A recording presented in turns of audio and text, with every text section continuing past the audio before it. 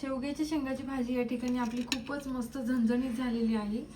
याचा कलर तुम्ही बघू शकता, या ठिकाणी मसाल्याचा कलर बघू शकता, खूपच भन्नाट आलेला आहे आणि तरी पण खूप भारी आलेली आहे मसाल्याला। आता वेळ न घालवता आपण रेसिपीला सुरुवात करूया। सगळ्यात पहिले आपण आता शेवग्याच्या शेंगा कट करून घेऊया। तर बघा अशा पद्धतीने मी आता कट करून घेणार आहे।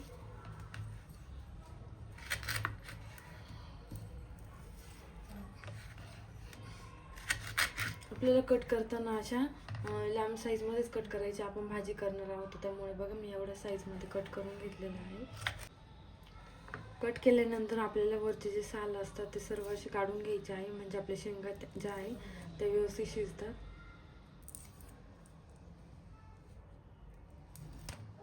बघा या पद्धतीने जास्त पण नाही काढायचे, नॉर्मली काढून घेतलेले मी या ठिकाणी। बघा या ठिकाणी सगळे शेवग्याच्या शेंगा मी अशा सोलून घेतलेल्या आहे वरच्या, म्हणजे व्यवस्थित शिजतात आपले शेवग्याच्या शेंगा। चला आता मी शिजायला टाकते। बघा या ठिकाणी शेंगा मी 2 ते 3 पाण्याने स्वच्छ धुवून घेतल्या होत्या आणि आपल्याला या ठिकाणी 2 ग्लास पाणी ॲड करून शेंगा शिजवायचे, पण जास्त शिजवून नाही घ्यायचे, आपल्याला नॉर्मली शिजवून घ्यायचे। आपल्याला थोडं नॉर्मल तेल ॲड करून घेतलेलं आहे मी आणि या ठिकाणी मीठ ॲड करायचं आहे। आपल्याला जास्त मीठ ॲड करायचं नाही, आपल्याला थोडंसं ॲड करायचं, म्हणजे शेंगांना चांगली चव येते आणि आपण नंतर भाजीमध्ये ॲड करणारच आहोत, त्यामुळे मी या ठिकाणी थोडं मीठ ॲड करून घेतलेलं आहे। अर्धा चमचा आपल्याला या ठिकाणी हळद ॲड करायची।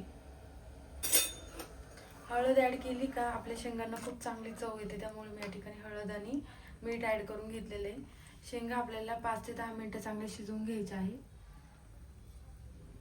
शेवग्याच्या शेंगा मी या ठिकाणी शिजायला टाकलेले, तोपर्यंत आपण आता भाजीसाठी मसाला बनवायला घेऊया। बघा या ठिकाणी 4 ते 5 कांदे घेतलेले होते मी, मीडियम साईजचे असे उभे कापून घेतलेले। आपल्याला कांदा तव्यावर भाजून घ्यायचा आहे। या ठिकाणी अर्धा वाटी खोबरं घेतलेले, खोबरं किसून घेतलेलं आहे मी आणि आपल्याला हे भाजून घ्यायचे दोन्ही पण इन्ग्रेडियंट। तर काय होतं, खोबरं आपण डायरेक्ट तुकडे करून टाकले ना मसाल्यामध्ये अख्खे तुकडे राहतात, त्यामुळे मी या ठिकाणी किसून घेते आणि मग भाजते तव्यावर। तर चला आपण आता भाजायला घेऊया। या ठिकाणी तव्यावर तेल ॲड करूया। बघा इथे सगळ्यात पहिले आता मी कांदा ॲड करते, कांदा भाजून घ्यायचा आपल्या तव्यावर।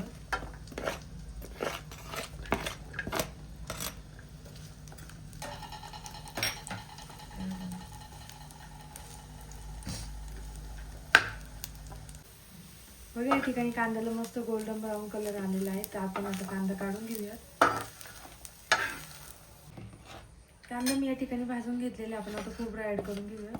खोबरं पण आपल्याला चांगलं गोल्डन ब्राऊन कलर येईपर्यंत फ्राय करून घ्यायचं आहे।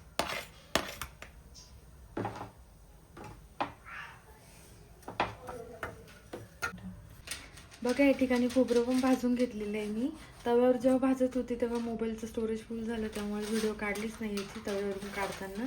तर बघा या ठिकाणी असं गोल्डन ब्राऊन खोबरं भाजून घेतलेलं आहे मी आणि या ठिकाणी आल्याचा काही तुकडा घेतलेला आहे, लसूण घेतलेलं आहे इथे मी 10-12 पाकळ्या घेतलेल्या आहेत।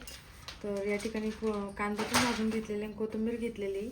एवढे इन्ग्रेडियंट घ्यायचे आपल्याला मसाला बनवण्यासाठी। तर मी या ठिकाणी मिक्सर जारमध्ये सर्व मसाला ग्राइंड करून घेणार आहेत आता। बघा या ठिकाणी मसाला ग्राइंड करून घेतलेला आहे मी, बघू शकता।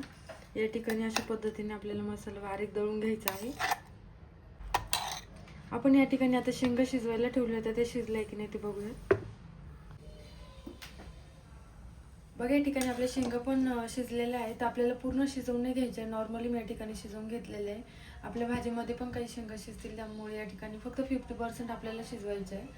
त्या ठिकाणी शेंगा पण मस्त शिजलेल्या आपल्या 10 मिनिटासाठी आपण शिजवून घ्यायचे, जास्त शिजवायच्या नाही या ठिकाणी। आता मी या शेंगा काढून घेणार आहे आणि भाजी करायला घेणार आहे। बघा या ठिकाणी आपण आता भाजी टाकणार आहोत, त्यासाठी मी सर्वात पहिले कढई ठेवली, कढईमध्ये आपण तेल ॲड करूया।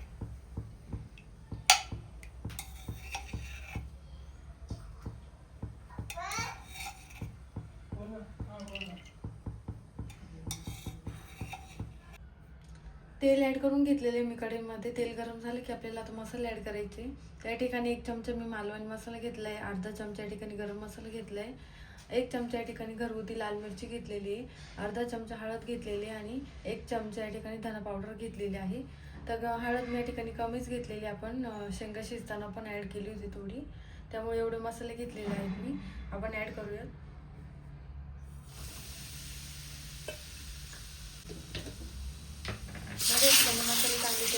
फ्राय करायचे आपल्याला. आणि आपण हा दळून घेतलेला मसाला होता तो ॲड करायचा.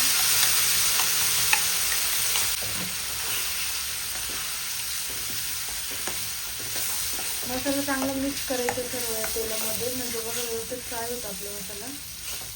या ठिकाणी मसाला आपल्याला 5 ते 10 मिनिटं चांगलं तेलामध्ये फ्राय करायचा आहे. सर्वात पहिले तेलामध्ये आपण मिरची मसाला ॲड केला की बघा कलर खूप छान येतो आणि तरी पण येते. त्यामुळे सगळ्यात पहिले तेलामध्ये मसाले ॲड करून घ्यायचे.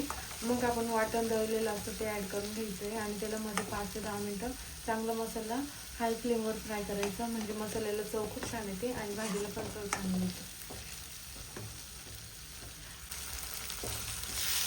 या ठिकाणी 5 ते 10 मिनिटं झालेली मी मसाला फ्राय करते आणि मसाला पूर्णपणे छान झालेला फ्राय आणि तेल पण छान सुटतं मसाल्याला या ठिकाणी.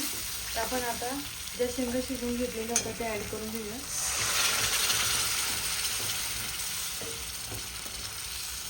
बघा या ठिकाणी मसाल्यामध्ये शेंगा ॲड करून घेतलेला आहे मी. त्या ठिकाणी मसाल्याची कन्सिस्टन्सी तुम्हाला हवी त्या पद्धतीने तुम्ही या ठिकाणी सेट करू शकता. पण आपल्याला भाजीमध्ये ॲड करताना गरम पाणी ॲड करायचं आहे, म्हणजे भाजीला चव पण खूप छान येते आणि टेस्ट पण खूप छान लागते. तरी पण येते गरम पाणी ॲड केल्यानंतर. बघा या भाजीमध्ये मी या ठिकाणी पाणी ॲड केलेलं आहे, पण भाजी अजून पण घट्ट आहे. त्या ठिकाणी मी गरम पाणी ॲड करून भाजीची कन्सिस्टन्सी सेट करणार आहे. तुम्हाला या ठिकाणी घट्ट भाजी लागते की पातळ लागते त्यानुसार तुम्ही या ठिकाणी भाजीची कन्सिस्टन्सी सेट करू शकता. तर बघा या ठिकाणी पाणी ॲड करून भाजी सेट करून घेतलेली आहे. आणि या ठिकाणी शेंगा ॲड केलेल्या आपण या ठिकाणी पूर्ण शेंगा नाही शिजवून घेतलेल्या आहे, तर शेंगा पण या ठिकाणी भाजीमध्ये शिजणार आहे. त्यामुळे थोडं पाणी जास्तच ॲड करायचं. मॅक्झिमम आपल्याला या ठिकाणी 15 ते 20 मिनटं भाजी परत एकदा शिजवून घ्यायची आहे. तर त्यामुळे या ठिकाणी आपल्याला थोडं पाणी जास्तच ॲड करायचं आहे, म्हणजे या ठिकाणी भाजीची रशाची क्वांटिटी थोडी कमी होऊन जाईल नंतर आणि शेंगा पण चांगले शिजतील. त्यामुळे मी या ठिकाणी थोडं पाणी जास्तच ॲड केलेलं आहे. चवीनुसार आपण आता मीठ ॲड करून घेऊयात. आपण पहिले पण शिजताना पण मीठ ॲड केलं होतं, त्यामुळे आपल्याला आता थोडं कमीच मीठ ॲड करायचं आहे. बघा या ठिकाणी मी माझ्या हाताच्या अंदाजानुसार मीठ ॲड करते, तर तुम्ही पण तुमच्या अंदाजानुसार मीठ ॲड करायचं आहे. मला या ठिकाणी चमच्याचं मेजरमेंट समजत नाही, त्यामुळे मी या ठिकाणी हाताच्या मेजरमेंटनी मीठ ॲड करून घेतलेलं आहे. आपल्याला भाजीला चांगली उकळी आली का या ठिकाणी आपल्याला कोथिंबीर ॲड करून घ्यायची आहे.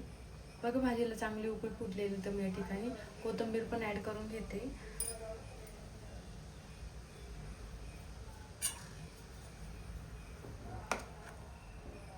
बघा या ठिकाणी भाजी मस्त झालेली आहे आणि कलर पण खूपच भारी आलेला आहे.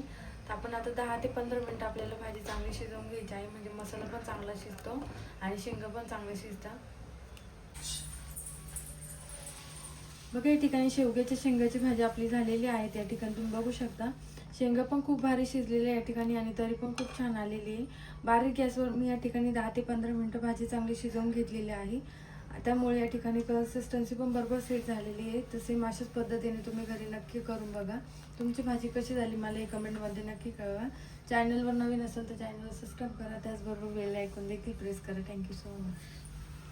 इथंच बोलायचं.